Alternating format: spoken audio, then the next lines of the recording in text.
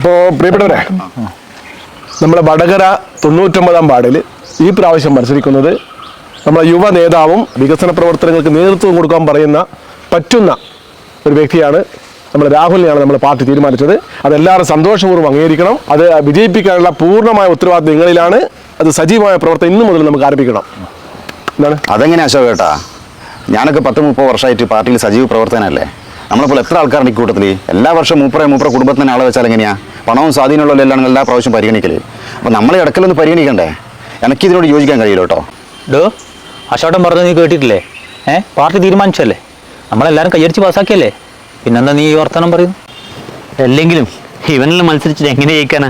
ജയത്തിന്റെ കാര്യം നിങ്ങൾ പറയണ്ട. എത്ര കാലമായി ഒരു കുടുംബത്തിൽ തന്നെ ഏട്ടൻ അനിയൻ തന്നെ അങ്ങോട്ടും ഇങ്ങോട്ടും മത്സരിച്ച് കളിക്കുന്നത്? നിങ്ങൾ പണവും സ്വാധീനവും മാത്രം നോക്കിയിട്ട് ആളെ തീരുമാനിക്കുന്നത്. അതാണ് ഇവിടുത്തെ പ്രശ്നം. അതുകൊണ്ട് നിങ്ങൾ എന്തൊക്കെ പറഞ്ഞാലും ഇപ്രാവശ്യം എനിക്ക് മത്സരിക്കണം.